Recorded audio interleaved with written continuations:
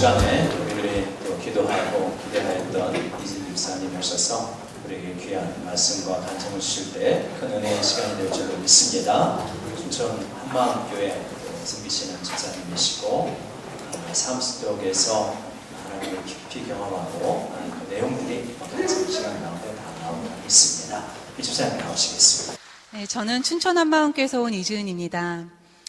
저는 가진 게 없고요. 드러낼 것도 없지만 이 시간 제 안에서 살아계신 예수님만 드러나길 원하고 또 저의 간증을 통해서 전능자 하나님께서 이 땅에 사람으로 오셔서 부활로 무엇을 이루어 놓으셨는지 그것을 전하고자 부족하지만 너무나 기쁜 마음으로 이 자리에 왔습니다. 주일날 이렇게 귀한 시간에 저를 불러주셔서 다시 한번 감사를 드립니다. 저희 남편이 2002년도에 위암 말기 판정을 받고 한 1년 반 동안 투병 생활을 하게 되었습니다.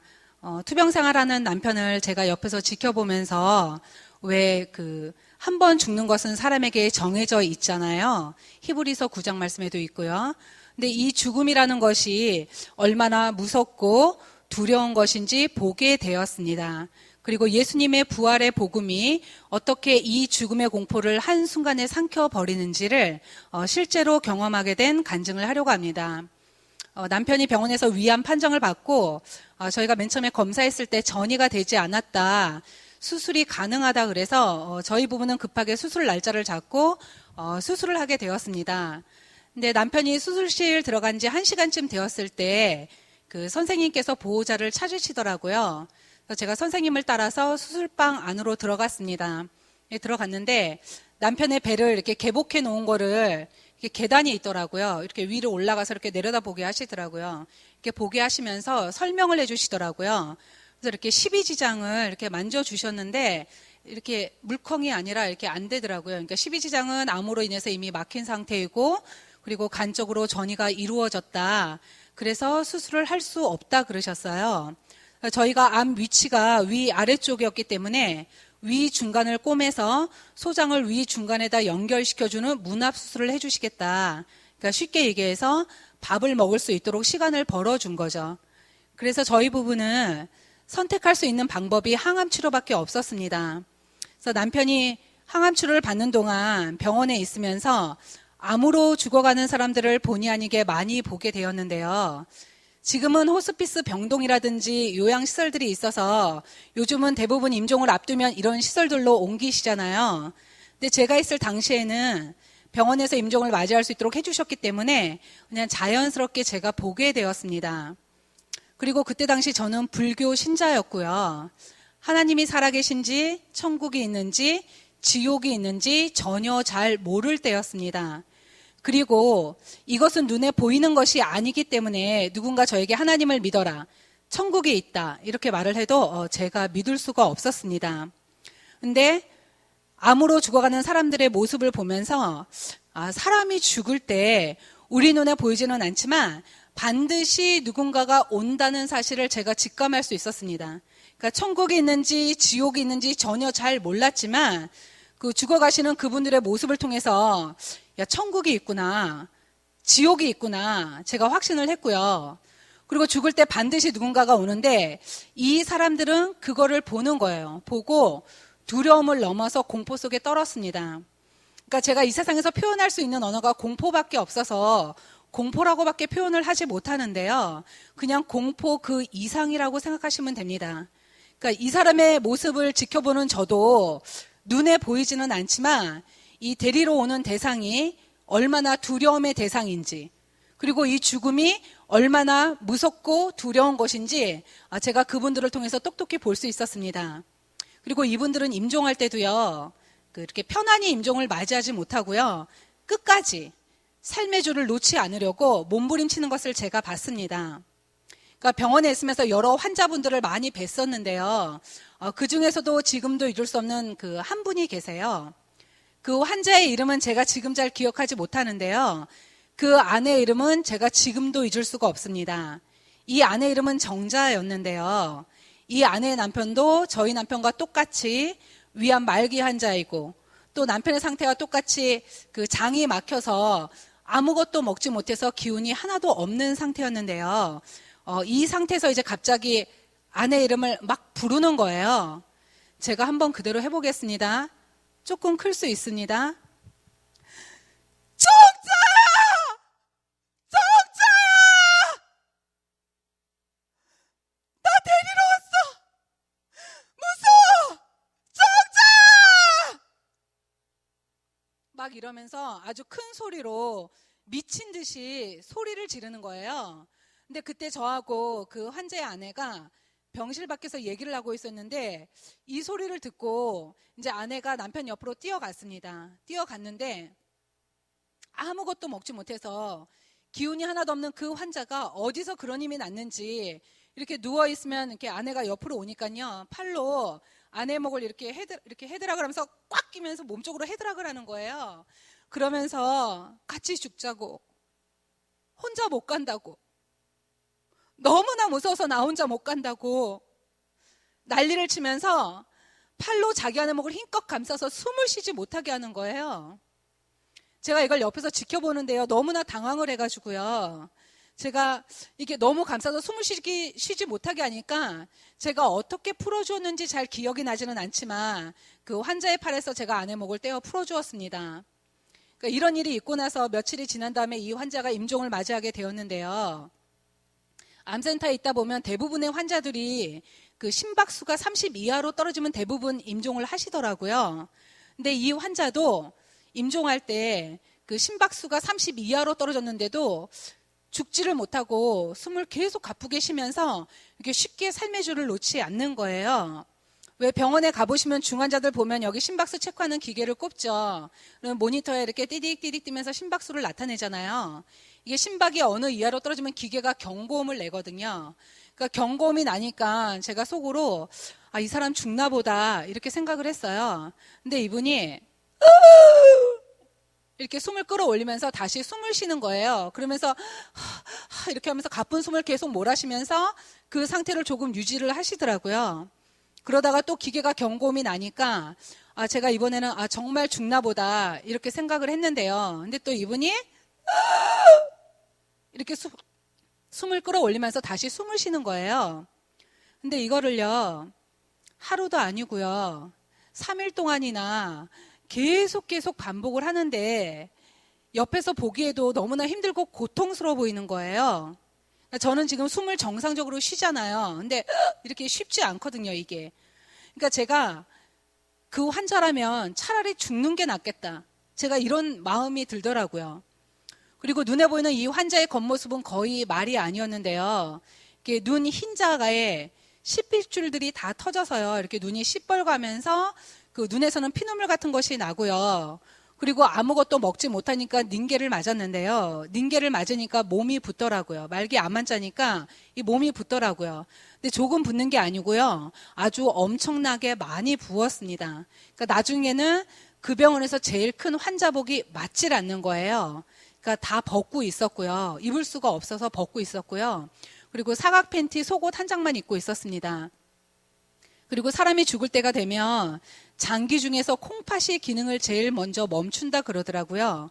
그러니까 소변이 이렇게 정상적으로 배출이 되지 못하니까 이렇게 마치 고무풍선에 물을 가득 넣은 것처럼 이게 왜 가득 넣으면 이렇게 풍선이 얇으면서 거기가 팽팽해지잖아요. 근데 거기를 바늘로 구멍을 이렇게 뻥뻥뻥 뚫어 넣은 것처럼 몸에서 소변이 이런 식으로 빠져나오는 거예요. 그러니까 소변이 나오니까 속옷도 젖고 시트도 젖잖아요. 근데 몸이 너무 부어 있으니까 이거를 갈아입힐 수가 없는 거예요. 그러니까 이 환자 옆에만 이렇게 지나가기만 해도 소변 냄새가 진동을 했습니다. 그러니까 이 환자가 그런 모습과 그런 숨소리로 그렇게 3일을 버티다가 임종을 하게 되었는데요. 임종할 때도 이렇게 눈을 감지 못하고 이렇게 눈을 힘줘서 부르뜬 채로 임종을 했습니다. 이 환자가 임종할 때 그때 구정이었는데요. 저희가 4인실에 있었거든요.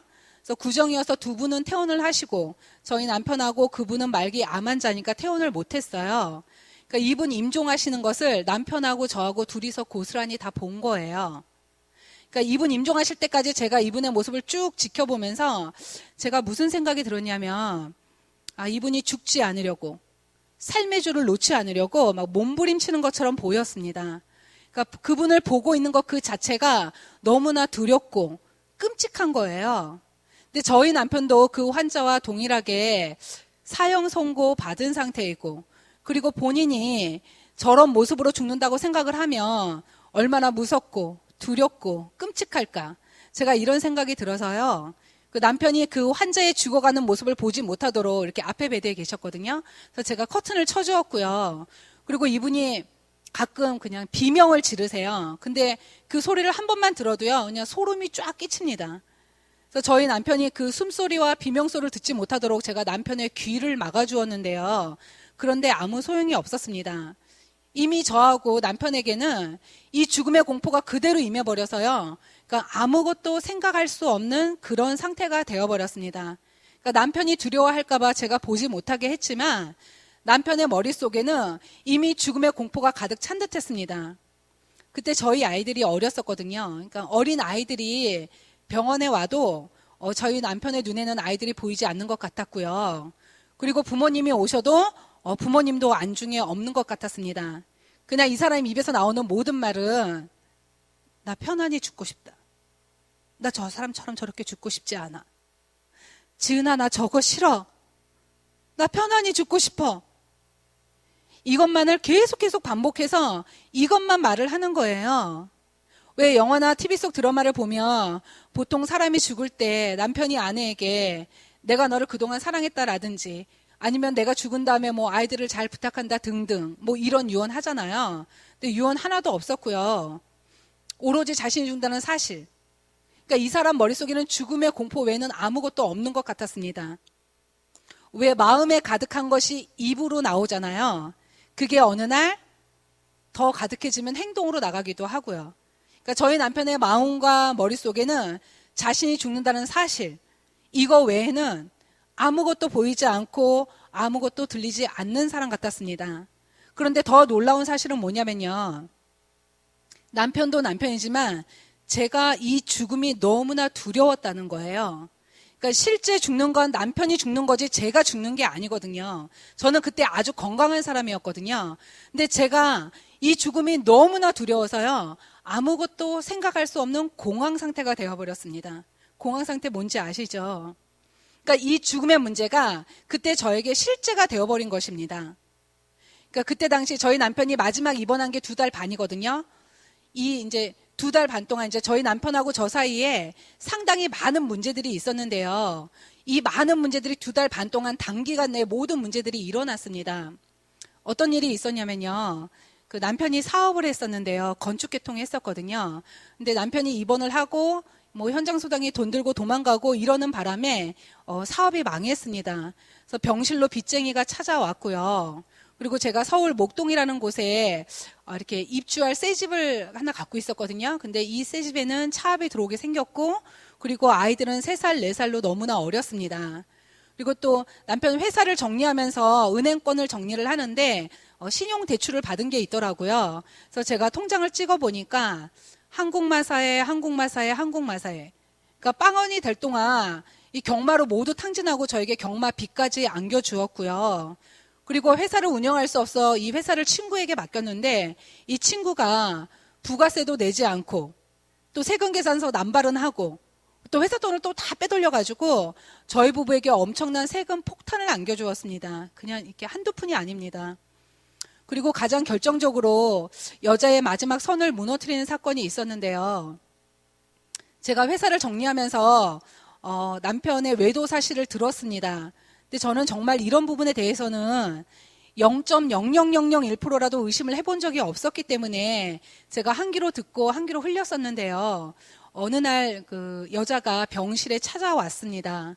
그래서 제가 그때 이제 실체를 알게 되었습니다. 그리고 제가 이제 쫄딱 망하게 생겼으니까 그냥 빚잔치 하고 나면 저는 그냥 거리로 나앉으면 되더라고요. 다 정리를 하니까 그냥 거리로 나앉으면 되더라고요. 전세 얻을 집도 없었고요. 그러니까 제가 이런 상태가 딱 되니까 이 돈 앞에서 시댁이, 친정 부모님이, 친구들이 모두 다 이렇게 등을 돌려버렸습니다.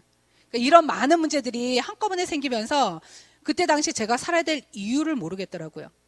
그러니까 살아야 될 소망도 안 보이고 살아야 될 희망도 안 보이고 아무것도 보이지가 않았습니다. 그러니까 다 저를 버려도 되는데요. 남이니까 그래도 되는데 저를 낳아주신 제 부모님이 이렇게 돈 앞에서 등을 돌리시는 것을 보면서 이 세상에서 내가 의지할 사람이 아무도 없구나. 이 세상에서 나를 도와줄 사람이 단 한 사람도 없구나. 제가 이걸 생각했을 때요, 자살을 생각했습니다. 모든 것이 힘들고 그냥 그대로 끝내고 싶었고 더 이상 아무것도 하고 싶지가 않은 거예요. 정말 그 어린 두 자녀도 전혀 생각이 나지 않았습니다. 그러니까 자살하는 사람들의 심정을 알겠더라고요. 그냥 소망이 안 보일 때, 아무 희망이 없을 때 이런 마음을 먹겠더라고요. 그리고 남편은 어차피 죽을 거니까, 그러니까 남편이 어떤 일을 했어도 제가 아내니까 제가 감당을 해야 된다고 생각을 했습니다. 이제 그것도 솔직히 말하면요, 남편을 위해서라기보다 제가 나중에 후회할까 봐. 그러니까 남편이 죽은 다음에 내가 좀 더 잘해줄 걸, 좀 더 참을 걸 하는 이런 후회하는 마음이 들까 봐 남편이 어떤 일을 했고 무엇을 했어도 제가 다 감당을 해야 된다고 생각을 했고 실제도 하나하나 감당을 해나가고 있었는데 이런 많은 문제들이 한꺼번에 딱 오니까 하고 싶지가 않은 거예요. 근데 이런 많은 문제들이 있었는데요, 제가 죽음 앞에 실제로 딱 서게 되니까요, 이런 많은 문제 중에서 그 어떤 것도 단 한 가지도 생각이 나질 않는 거예요. 그냥 이 모든 문제들이요, 죽음 밑으로 그대로 그냥 잠식이 되어버렸습니다. 그러니까 제 눈에는 그냥 죽음, 딱 이것만 보이는 거예요. 그래서 제가 그때 알았습니다. 인생에서 가장 큰 문제는 돈도 아니고 명예도 아니구나. 인생에서 가장 큰 문제가 바로 죽음이라는 것을 제가 그때 알게 되었습니다. 이 세상에 그 어느 누가 이 죽음의 문제를 해결해 줄 수 있을까? 이 세상에 그 어느 누가 이 죽음에서 벗어날 수 있을까? 돈은요, 없으면 많이 벌든 조금 벌든 어쨌든 돈은 벌면 됩니다. 그리고 명예도요, 내가 원하면 노력해서 얻으면 됩니다. 근데 이 죽음의 문제는요, 어떻게 할 수가 없는 거예요. 이거는 돈으로도 명예로도 죽음의 문제는 어떻게 해결을 할 수가 없는 거예요. 그래서 인생에서 가장 큰 문제가 죽음이라는 것을 제가 그때 알게 되었습니다. 그러니까 이 죽음 앞에서 남편하고 저는 공황 상태인 거예요. 이거는 해결을 할 수가 없으니까요. 앞에 환자가 죽고 나서 며칠이 지난 다음에 제가 낮에는 회사 정리하고 밤에는 병간호를 했었거든요. 이렇게 병원 가면 환자 침대 조금 높게 있고 보호자 침대 조금 낮게 있죠. 제가 거기서 이제 밤에 잠을 자는데요, 남편이 갑자기 저를 이렇게 발이 밑으로 툭 떨어지잖아요. 그러니까 그 발로 저를 막 이렇게 뻥뻥 찬 거예요. 그래서 제가 놀래서 깼는데 이 남편이 얼굴이 막 이렇게 시뻘거면서 막 울면서 막 벌벌 떨면서 내가 너를 얼마나 불렀는데 왜 일어나지 않냐고, 내가 너를 얼마나 불렀는데 왜 대답하지 않냐고, 나를 데리러 왔어, 침대를 뺑 둘러쌌어, 나 무서워. 남편이 이러는데요, 제가 그때 남편의 눈을 봤거든요. 근데 이 눈이 공포에 질려 있는 거예요. 왜 사람 보면 알잖아요. 기쁜지 슬픈지 얼굴에 써 있잖아요. 근데 이 눈이 공포에 질려 있는데 그 공포가 그대로 저에게 오는 거예요. 왜 어르신들 이런 말씀들 많이 하시죠? 사람이 죽을 때가 되면 몸이 허해져서 헛게 보여서 그렇다고. 근데 그렇지 않습니다. 제가 남편의 눈을 봤는데요, 이 눈이 공포에 질려 있는데 그 공포가 그대로 저에게 오는 거예요. 그러니까 남편은 분명히 뭔가를 본 거예요. 제가 예수님 믿고 나서 알았습니다. 사람이 죽을 때가 되면 영안이 열려서 자기가 천국 가는지 지옥 가는지 아는 거예요. 근데 그때는 제가 영적으로 아무것도 몰랐기 때문에 이거를 어떻게 해결을 해줄 수가 없는 거예요. 그래서 그냥 제가 남편의 마음을 진정시키려고 했습니다. 여보, 진정하라고. 내가 옆에 있어. 아무도 없어. 이러면서 남편의 마음을 진정시키려고 했습니다. 이런 일이 있고 나서 그 후에 2번 더 이런 일이 있었는데요. 이런 일이 있을 때마다 남편의 반응은 처음과 동일했습니다. 그러니까 그때마다 두려워했고, 그때마다 공포 속에 떨었고, 그때마다 난리가 나는 거예요. 근데 세 번째 일이 왔을 때요. 그날도 밤이었는데요. 말기 암 환자다 보니까 엄청난 기계들을 꽂고 있잖아요. 그리고 위암 환자는 또 코출도 이렇게 코에서 그 담즙 빼내는 그 줄까지 꽂고 있거든요. 그리고 또 남편은 옆구리에다가 구멍을 내서 모든 장기가 막혔기 때문에 이쪽으로 음식을 넣어주는 튜브로 넣어주는 그 줄까지 가지고 있었거든요. 그러니까 엄청나게 많은 기계들을 달고 있는데 자고 있다가 이 사람이 갑자기 벌떡 일어나는 거예요. 그러더니 침대에서 그냥 튀어나가는 거예요. 병실 밖으로 튀어나가려고 그러는 거예요. 그래서 제가 이렇게 순간적으로 이 사람을 확 이렇게 낚아챘거든요. 근데 딱 보니까 넋이 나갔어요. 그래서 제가 이 손바닥으로 정신 차려! 막 이러면서 엄청 세게 때렸거든요.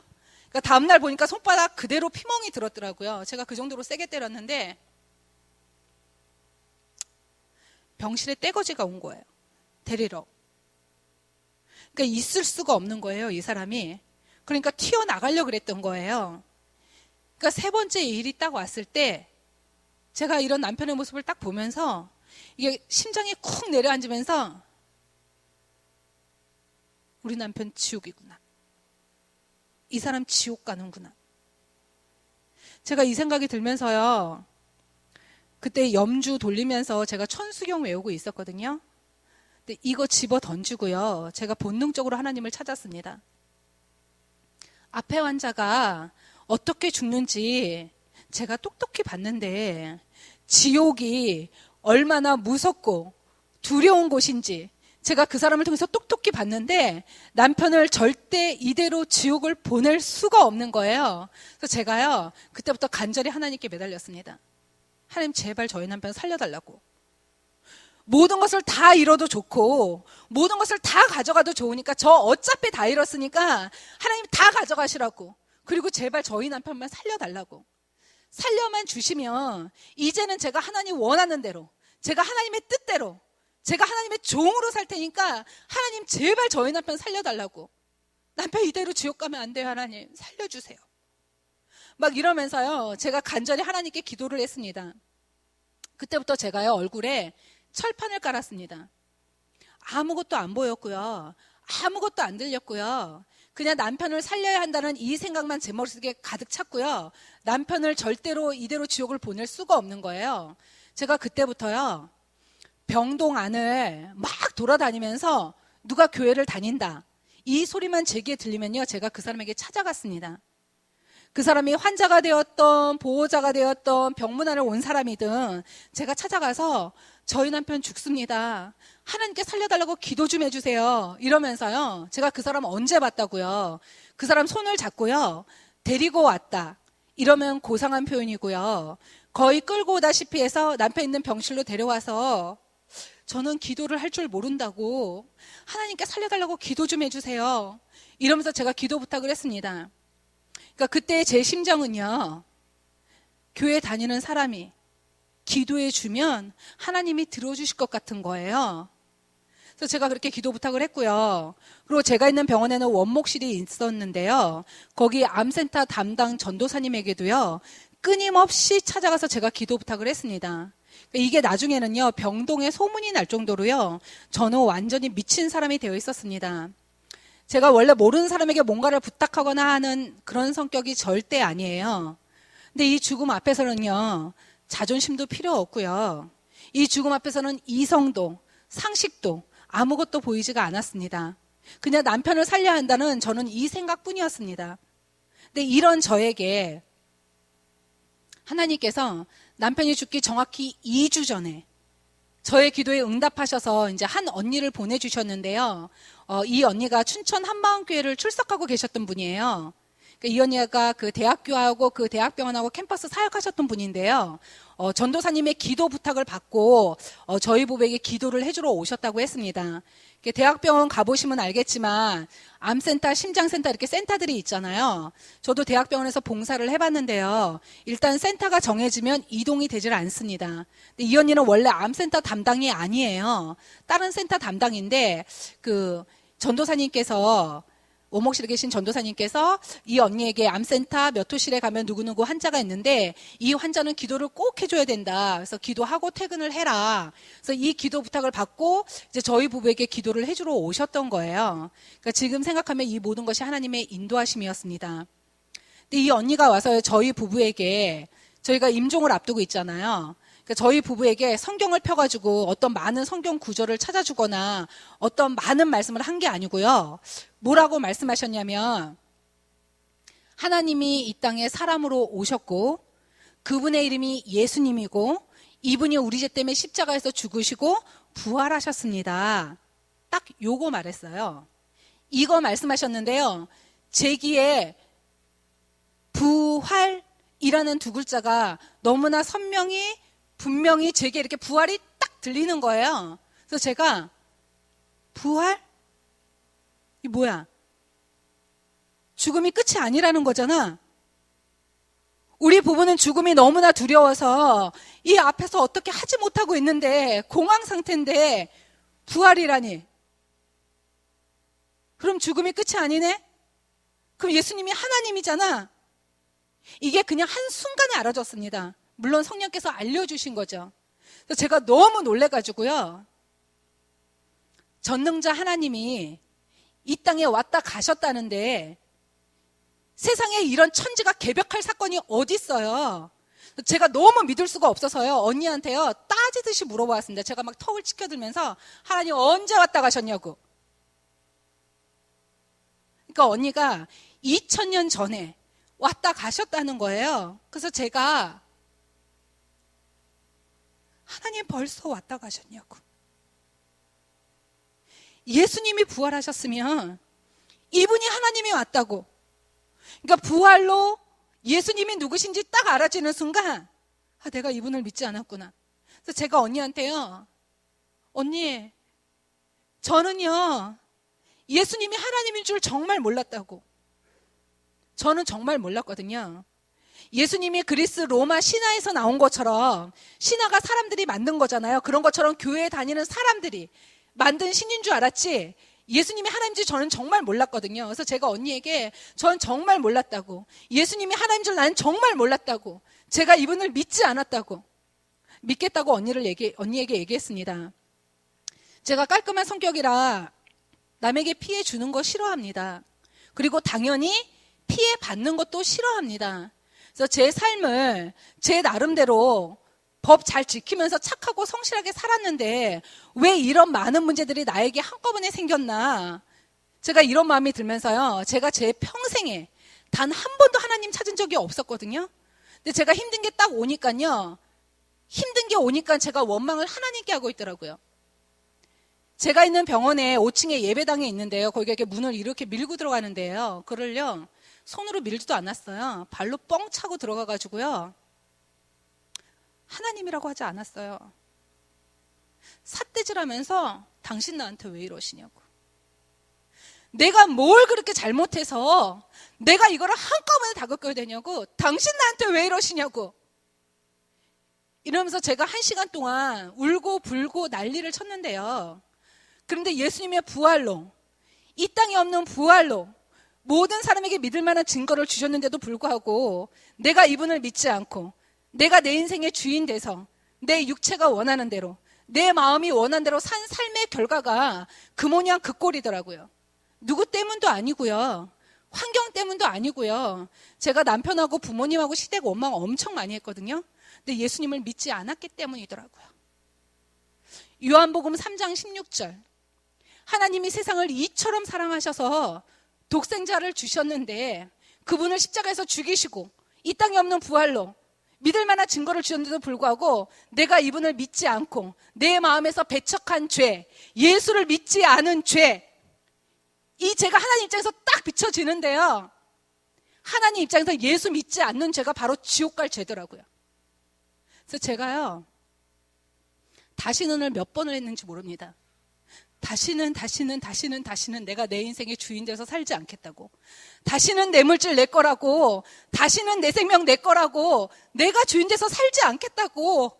잘못했다고. 이러면서 하나님께 회개를 했습니다. 그 남편이 또 말기 암환자다 보니까 진통제 중에서 가장 강한 진통제가 몰핀이라고 있습니다. 이게 마약성 진통제인데요. 이거를 맞으면 신경이 통증을 못 느끼게 하니까 신경이 마비가 되니까 말도 어눌하게 했고요. 소리도 잘 들리지 않는 상태였고요. 그리고 죽기 2주 전이나 동공이 거의 풀려있는 상태였는데요. 저희 남편이 동공을 모으면서 너무나 간절한 눈빛으로 복음을 들었고 우리 부부는 예수님을 마음의 주인으로 영접하였습니다. 부활의 복음을 듣는 순간 죽음의 공포가 한순간에 사라지고 마음에 이렇게 평강이 임하는 것을 제가 알 수 있었습니다. 그러니까 예수님의 부활이 죽음의 공포를 한순간에 삼켜버린 것입니다. 할렐루야. 예수님을 믿고 나서 이제 영접하고 나서 그날이 2004년 2월 14일 토요일 날 저녁이었는데요. 제가 있는 병원에는 임종을 앞두면 그 1인실로 옮길 것을 권합니다. 돈이 없는 분들도 계시기 때문에 옮겨도 되고 옮기지 않아도 돼요. 근데 저희는 1인실로 옮겼고요. 그리고 저희 시어머니께서 간호사셨기 때문에 이렇게 저희 남편의 상태를 보시더니 오늘은 임종하지 않겠다고 그래서 집에 갔다가 내일 오시겠다 하시고 어머님은 가셨어요. 그래서 남편하고 저하고 단둘이 있게 되었는데요. 제가 주는 나를 기르시는 목자요 이 찬양이 생각이 나더라고요. 저 찬양 모르거든요. 근데 이게 생각이 났어요. 그래서 제가 어떻게 불렀는지도 모르겠는데 하여튼 제가 아는 만큼 아는 대로 남편에게 불러주었습니다. 그리고 제가 남편에게 금요일 날까지 제가 회사를 다 정리를 했습니다. 그리고 토요일 날이었거든요. 그래서 제가 남편에게 여보 이제 편안히 가라고 내가 회사 다 정리했어. 그리고 천국 가서 하나님 만나면 내가 아이들 잘 키울 수 있도록 당신이 직접 하나님께 부탁해. 제가 이렇게 얘기를 했거든요. 그리고 나서 조금 있다가 남편의 맥박이 이제 막 뚜두두두두 떨어지는 거예요. 근데 맥박 30쯤 되었을 때 놀라운 일이 일어났고 남편은 소천을 했습니다. 어떤 놀라운 일이 일어났냐면요. 남편은 2달 반 동안 장이 막혀서 아무것도 먹지 못한 상태였기 때문에요. 얼굴은 이렇게 해골처럼 뼈만 남아 있었고요. 그리고 눈은 안구가 안으로 꺼져서 이렇게 눈꺼풀도 감기지 못하는 상태였고요. 그리고 이렇게 눈동자는 정말 이렇게 동태눈처럼 불투명하면서 이렇게 희미하게 죽어 있었고요. 그리고 입술과 혀가 말랐기 때문에 제가 꺼지에 물을 묻혀서 계속 입술과 혀를 닦아주었는데 이 혀가 딱딱하더라고요. 그리고 혼수 상태였습니다. 그러니까 이 상태에서 맥박이 막 떨어지기 시작을 한 거예요. 제가 그래서 의사 선생님 콜 버튼을 눌렀는데요. 선생님이 오시기도 전에 이 사람이 갑자기 이렇게 눈 감은 상태에서 환하게 웃는 거예요. 한박 웃음이 되도록. 입술이 이렇게 얼굴에 반인 거예요. 제가 여기서 위에서 이렇게 내려다보는데 제가 너무 깜짝 놀래가지고요. 지금 앞에서 남편의 상태를 말씀드렸잖아요. 그러니까 절대로 웃을 수 있는 그런 상태가 아닌데 절대로 웃을 수 있는 뭐 그런 일도 아닌데 이 사람이 아주 이렇게 눈을 감고 아주 환하게 웃는 거예요. 그래서 제가 속으로 누가 데리러 왔는데 어이없어서 웃나?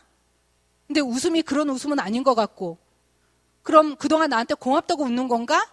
근데 그것도 아닌 것 같고 왜 웃는지를 모르겠는 거예요. 근데 그렇게 환하게 웃고 있다가 남편의 심장에 이렇게 기계가 띠 하고 이렇게 멈추는 순간 이 얼굴이 이렇게 원래 얼굴로 돌아가더라고요.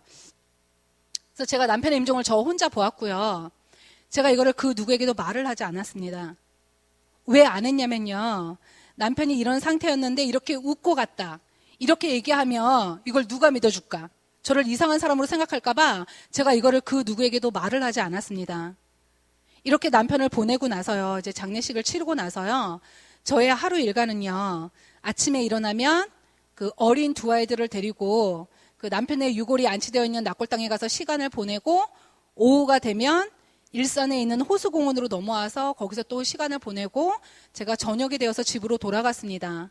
그러니까 제가 이 삶을 왜 계속 반복을 했냐면요, 아픈 남편이었어도 옆에서 모든 걸 함께하고 대화하고 식사하고 이랬는데 이 사람이 없어지니까 이 빈자리가 너무 큰 거예요. 이걸 어떻게 할 수가 없는 거예요. 그래서 제가 집에 있을 수가 없었습니다. 그러니까 제가 이런 힘든 시간들을 보내고 있을 때 저에게 처음 부활의 복음을 전해주었던 언니의 권유로 그러니까 2월 달에 장례식 치르고 2004년 5월 달에 제가 언니를 따라서 춘천에 있는 한마음교회를 가게 되었습니다. 그러니까 제가 태어나서 교회를 처음 간 거죠. 갔는데 목사님께서 그 목사님의 장모님의 소천할 당시를 이제 강대상에서 말씀하고 계셨어요. 뭐라고 말씀하셨냐면 하나님께서 네가 네 어머니를 사랑하는 것보다 내가 더 네 어머니를 사랑한다. 목사님이 이렇게 말씀하셨는데요. 이 말씀이 저에게는 이렇게 들리는 거예요. 지은아, 네가 네 남편을 사랑하는 것보다 내가 더 네 남편을 사랑한다. 지금 나와 함께 있다. 이렇게 들리는 거예요.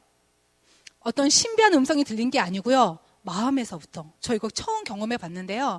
마음에서부터 음성이 이렇게 확 들리는 거예요. 그래서 제가 이 사람 천국 같구나. 우리 남편 천국 같네? 내가 나중에 가서 만나면 되는구나. 그래서 제가 아이들한테 가서요. 야, 얘들아, 네 남편 천국 가셨어. 우리가 나중에 가서 만나면 돼. 이렇게 얘기를 해줬습니다. 그 다음부터 제가 남편에 대한 모든 생각을 접었고요. 산 사람은 살아야 되니까 잊자 이렇게 잊으려고 노력한 게 아니고요.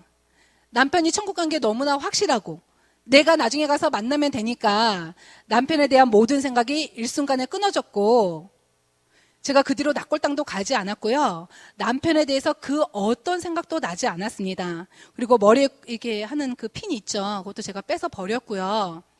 그 왜 남편이 죽은 다음에 아내로서 그 가질 수 있는 마음들 있잖아요. 젊은 나이에 갔기 때문에 한참일 때 갔기 때문에 남편에 대한 미안함이라든지 안타까움이라든지 아쉬움 이런 생각들이 있을 수 있잖아요. 근데 그 어떤 생각도 나지 않았고요.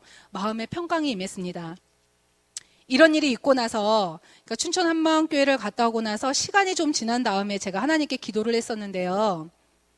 여기 혹시나 저 같은 생각을 혹시나 하고 계신 분 혹시나 계신지 모르겠습니다. 제가 하나님께 뭐라고 기도했었냐면요. 하나님, 남편이 천국 간 건 너무나 확실하고 맞는데요. 그런데 하나님 제 기도에는 응답하지 않으셨잖아요. 제가 병원에 있을 때 남편 살려달라고 그렇게 간절히 기도했는데 하나님 어쨌든 저희 남편 데려가셨잖아요. 그러니까 하나님 제 기도에는 응답하지 않으셨다고. 이러면서 제가 이거를요. 하나님께 한 번 기도한 게 아니고요. 아주 여러 번 기도를 했었습니다. 그러던 어느 날 하나님께서 새벽 기도 중에 관점을 바꾸어 주셨어요. 사람의 눈에서 하나님의 눈으로. 이렇게 사람이 걸어 다니고 숨을 쉬고 있어야지만 저는 사람이 살아있다고 생각을 했는데요. 하나님이 보실 때 사람이 걸어 다니고 있고 숨을 쉬고 있어도 그 영이 하나님께 대해서 죽어 있으면 이 사람은 지금 죽어 있는 사람인 거예요. 왜냐하면 죽으면 지옥이니까. 그리고 하나님 보실 때 이 육신이 죽었어도 그 영이 하나님께 대해서 살았으면 이 사람은 지금 살아있는 사람인 거예요. 왜냐하면 영원히 천국이니까.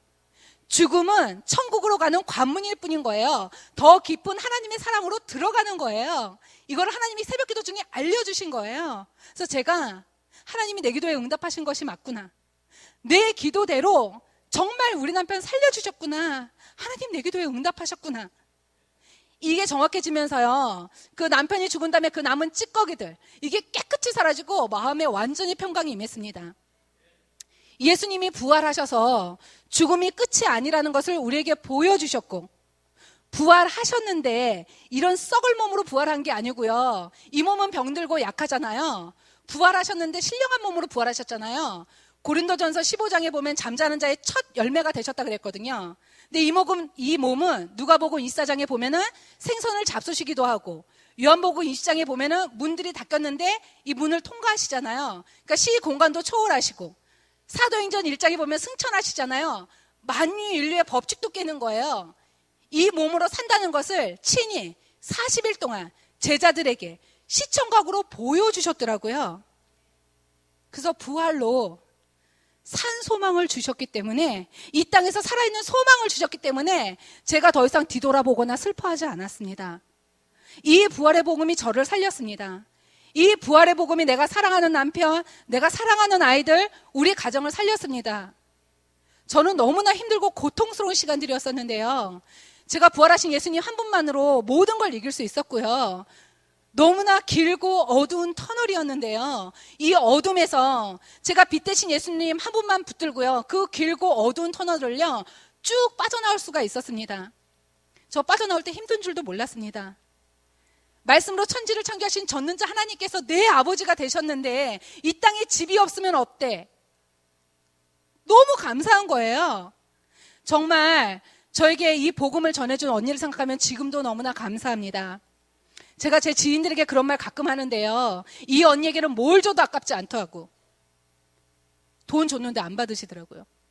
표현할 수 있는 게 그 글밖에 없어서 드렸는데 안 받으시더라고요. 그래서 제가 주부니까 할 수 있는 거 반찬 해드리고 그래서 좀 받아달라고 제가 이렇게 드렸습니다. 제가 만약 이 부활의 복음을 듣지 못했다면, 만약 저에게 이 복음을 전해주는 자가 없었다면 저는 아마 이 세상에 없는 사람이 되었을 것입니다. 왜냐하면 앞에서 말씀드렸던 것처럼 자살을 생각했었기 때문입니다. 제가 만약에 이 복음을 못 듣고 자살을 했다, 그럼 저 지옥이잖아요. 그러니까 지금 생각만 해도 너무 아찔하고 끔찍합니다. 이 언니가요, 대학교하고 여기 대학병원하고 3년 사역하셨어요. 집이 멀었거든요. 1시간 반, 하여튼 2시간 가까이 걸리는 거리였음에도 불구하고 오셨어요. 근데 나중에 언니가 얘기해 주셨는데요. 비 오는 날요, 장마 진 날 정말 오기 싫었대요. 눈 많이 오는 날 정말 오기 싫었대요. 근데 그때 순종하셔서 오셨어요. 근데 하필 그날이 나를 만날 날이었다. 그래서 안 오셨다. 그러면 저 어떻게 돼요? 그러니까 정말 복음을 전한 자의 발이 아름답습니다. 제가 이 복음을 듣고 제가 살아나고 나서 나 같은 사람이 있겠구나. 저처럼 갈 길을 모르고 눌리고 포로된 영혼들이 있겠구나. 제가 갈 길을 몰랐잖아요. 그래서 나도 이 영혼들에 가서 이 부활의 복음을 전해야 되겠다고 생각을 했습니다. 갈급한 영혼에게 제가 갈급했잖아요. 입술을 열기만 하면, 거저 받은 복음, 입술을 열기만 하면 성령께서 역사하시고 그 영혼을 살리실 수가 있는데, 내가 이 복음을 받고도 입술을 열지 않고 전하지 않는다면 하나님께서 저에게 핏값을 취하는 것이 너무나 마땅하고 당연하다는 생각이 들었습니다. 로마서 10장 14절에서 15절의 말씀처럼 복음을 전한 자의 발이 아름답습니다.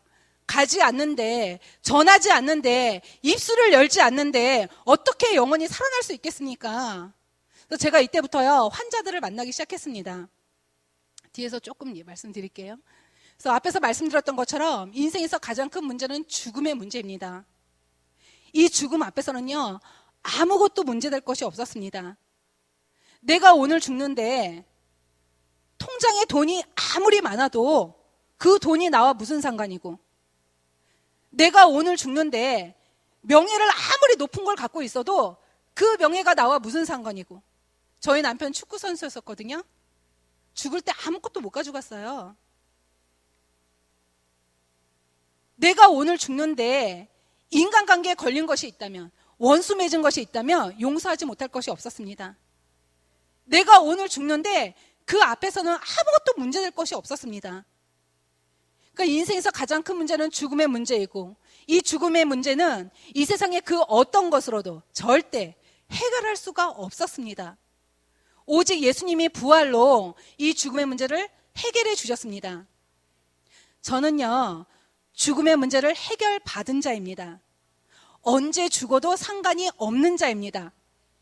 제가 한번 하나님께 저를 좀 빨리 데려가시라고, 나는 이 땅에서 살아야 될 이유가 없는 사람이라고, 데려가시라고. 죽음의 문제를 해결받았으니까, 나는 천국이니까. 근데 하나님께서 너는 사명이 있다고. 근데 제가 그때 사명이 뭔지도 몰랐어요. 그래서 제가 사명이 있구나, 네 알았습니다 이러고 그냥 했었는데요. 전능자 하나님께서 이 땅에 사람으로 오셔서 부활로 인생에서 가장 큰 죽음의 문제를 해결해 주셨습니다. 저만 해결받은 게 아니라 여러분도 해결받은 줄 믿습니다. 그리고 예수님이 부활 승천하셔서 지금 하늘 보좌 우편에 살아계시고, 하늘과 땅의 모든 권세를 가지시고 만왕의 왕이시고 만유의 주인이신 통치자로 계신 이분이 지금 내 안에 들어오셔서 연합되어 있잖아요, 영혼으로. 내 안에 들어서 영원토록 나와 함께 하시는데 뭐가 문제가 되겠습니까? 죽음의 문제를 해결받았다는 것은요, 인생의 모든 문제를 해결받은 것입니다. 이분이 나와 함께 하시는데 못할 것이 없는 거예요. 제가 이게 알아지면서요, 너무나 감격이 되면서요, 빌립보서 4장 13절의 말씀처럼 나에게 능력 주신 자에서 내가 모든 것을 할 수 있다. 바울의 고백이 제가 무슨 고백인지 알게 되었습니다. 주님 일 하다가 죽으면 이 썩을만 벗고 주님 만나는데, 그리고 나중에 신령한 몸이 입는데 이분이 나와 함께 하시는데 두렵지가 않은 거예요. 저 33살에 혼자 되었고요. 전업주부였고요. 아이들 어렸습니다. 그리고 더군다나 가진 것도 배운 것도 없었습니다. 전문 지식이 없었어요. 남편이 죽고 나면 어떻게 살까 하는 이런 염려들, 두려움 있을 수가 있잖아요. 근데 두렵지가 않은 거예요. 다 나를 몰라줘도 되고, 다 나를 버려도 되고, 이분이 나와 함께 하시면 두렵지가 않은 거예요. 그래서 제가 그때, 야, 이제 이 세상에 살면서 내가 할 거는 복음 전하는 거, 복음 증거, 이거밖에 없구나. 여기에 저의 인생을 모두 드리고 있습니다. 제가 부활하신 예수님 만난 지 벌써 만 11년이라는 세월이 지났는데요. 복음을 증거하는 사명이 내 생명보다 귀하다는 마음은 지금도 변함이 없습니다. 왜냐하면 이 사명은 하나님께 받은 사명이기 때문입니다. 요한복음 20장 21절에 아버지께서 나를 보낸 것 같이 나도 너희를 보내노라. 날 위해서 생명 버리신 예수님께 받은 사명이기 때문입니다. 저만 받은 게 아니라 여러분도 받은 줄 믿습니다. 그래서 제 삶의 목적은요, 복음을 전하는 것으로 끝내는 것이 아니라요, 이 영혼을 양육해서 이 영혼이 다시 다른 누군가에게 복음을 전할 수 있도록 세워지도록 돕는 것이 제 삶의 목적입니다. 하나님, 천국, 지옥, 이것은 눈에 보이는 것이 아닙니다. 저는 남편을 통해서 그런 세계가 있는가 보다 하는 생각을 했지만 저 같은 경험이 없는 분들도 계시잖아요. 근데 하나님께서는 예수님의 부활로 보이지 않는 세계를 다 믿을 수 있도록, 저 같은 경험이 있던 없던 모든 사람이 믿을 수 있도록 해주셨습니다. 그래서 각자의 경험을 통해서 보이지 않는 하나님이나 천국을 믿는 것이 아니라 하나님이 주신 부활의 증거를 통해서 전능하도 믿을 수 있을 만큼 누구나 쉽게 믿을 수 있도록 해주셨습니다. 사도행전 17장 30절 31절 말씀에 이렇게 기록이 되어 있습니다. 알지 못하던 시대에는 하나님이 허물치 아니하셨거니와 이제는 어디든지 사람을 다 명하사 회개하라 하셨으니 이는 정하신 사람으로 하여금 천하를 공의로 심판할 날을 작정하시고 이에 저를 죽은 자 가운데서 다시 살리신 것으로 모든 사람에게 믿을 만한 증거를 주셨음이니라 함이니라. 하나님께서 모든 사람이 믿을 수 있도록 주신 증거는 예수님의 부활의 표적뿐입니다. 그리고 예수님 당시에도 예수님이 정말 하나님이신 증거를 보여달라고 하던 사람들에게 예수님께서는 마태복음 12장 39절에 악하고 음란한 세대가 표적을 구하나 선지자 요나의 표적밖에는 보일 표적이 없다라고 말씀하셨습니다. 그러니까 예수님의 말씀처럼 보이지 않는 영적인 세계와 예수님을 하나님으로 고백할 수 있는 것도 예수님의 부활뿐입니다. 제가 이렇게 가끔 집회를 다니면 제가 차가 없어요. 이렇게 대중교통으로 다니는데요, 가끔 택시 탈 일이 생겨요. 그날로 택시를 탔는데 제가 이렇게 딱 타면 바로 복음 전하거든요. 그래서 아저씨 예수님 믿으세요? 예수님 부활하셨습니다. 그러니까 이 아저씨가 부활 좋아하네! 부활했어! 죽으면 끝이지! 막 이러면서 화를 내시면서 막 소리를 지르시는 거예요. 제가 일단 들었습니다. 다 들은 다음에 아저씨 얘기 다 하셨어요? 그랬더니 다 했다고. 그럼 저 얘기해도 돼요? 그랬더니 하세요! 이러는 거예요. 그래서 제가 아저씨가 인정하던 인정하지 않던 예수님 부활하셨다고 역사에 기록되어 있다고. 4대 성인 중에 한 분이시고 이분은 AD와 BC를 나누는 기준이 되신 분이고 예수님은 부활하셨다고. 부활하신 예수님은 아저씨를 창조한 창조주 하나님이고 아저씨의 주인이시라고. 그런데도 아저씨 믿지 않으셨잖아요. 아저씨가 주인 돼서 사셨잖아요. 그러니까 회개하고 예수님을 마음의 주인으로 믿으시라고. 이랬더니 아저씨가 아무 말씀도 못 하시는 거예요. 그리고 저 내렸거든요. 짧은 거리였기 때문에.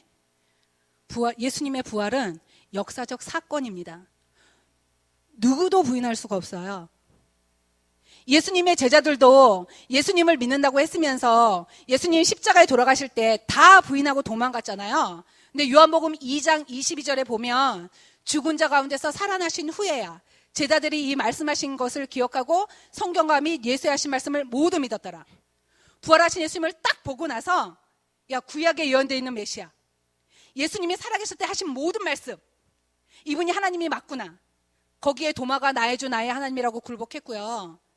사도 바울 선생님도 다메섹으로 가다가 부활하신 예수님을 만나고 나서 눈에 비닐이 벗겨진 다음에 즉시로 각 회당에 가서 예수님은 하나님의 아들이라고 증거하셨습니다.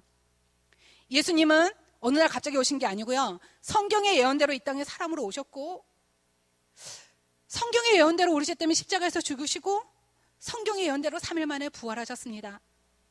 그리고 로마서 14장 9절에 보면요, 죽으시고 부활하신 이유가 우리의 주인 되시기 위해서 부활하셨기 때문에 예수님을 마음의 주인으로, 행위 말고 마음의 주인으로 믿지 않고 여전히 내가 주인 돼서 사는 이 죄가 바로 지옥 갈 죄인 것입니다.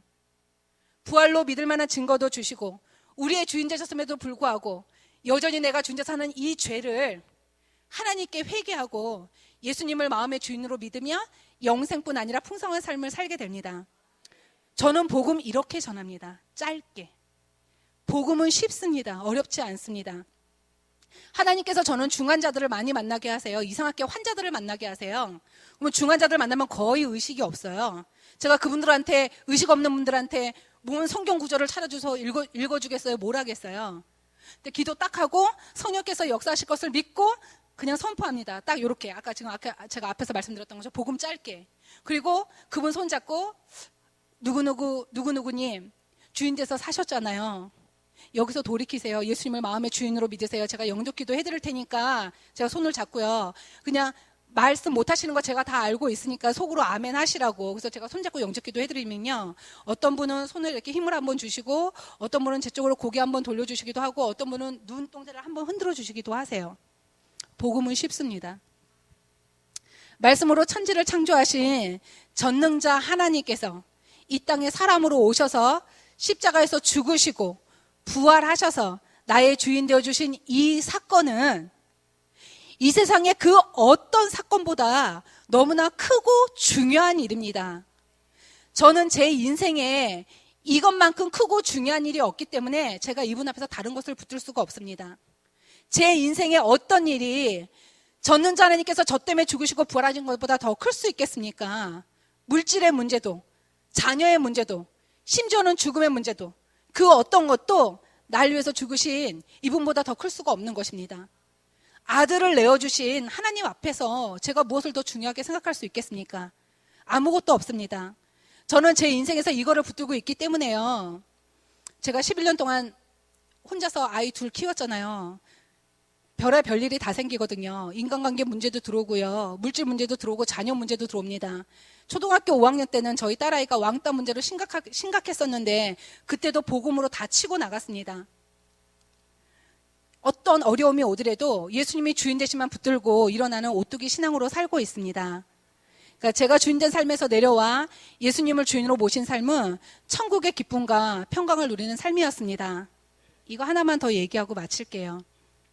제가 남편 보내고 5년인지 7년인지 정확히 기억을 못하겠어요. 제가 예수님 믿고 나서 자꾸 뒤에는 잊어먹어서요. 하여튼 5년인지 7년쯤 됐을 때 제가 병원에서 암 판정을 받았습니다. 이렇게 임파선에 1cm가량 멍어리가 이렇게 쫙 생긴 거예요. 그래서 검사를 해봤더니 온 임파선에 다 있는 거예요. 근데 만약에 염증이면 아파야 되고 고열이 나야 되는데 저는 아프지도 않고 열도 나지 않는 거예요. 그래서 선생님께서 임파선 암 같다고 이렇게 소견서 써주시면서 대학병원 가서 조직검사 하라고 그러셨어요. 근데 제가 그 진단서를 받고 딱 그 소견서를 받고 병원 딱 나오는데 이렇게 가슴이 쿵 내려앉으면서 제일 먼저 든 생각이 자녀들이었어요. 남편도 암으로 보냈는데 내가 암이면 이 아이들 어떡하지? 근데 성령께서 바로 생각나게 하신 게 뭐였냐면요. 내 생명 내 거 아닌데. 이거 내가 왜 염려하지? 자녀의 주인 내가 아닌데 예수님인데 내가 왜 이 아이들의 앞날을 염려하지? 이러면서 바로 마음에 평강이 임했습니다. 대학병원 가보시면 알지만 그 소견서 받고 전화 예약하고 선생님 만나서 다시 검사 예약 잡고 검사하고 결과 듣기까지 보통 한 달 걸립니다.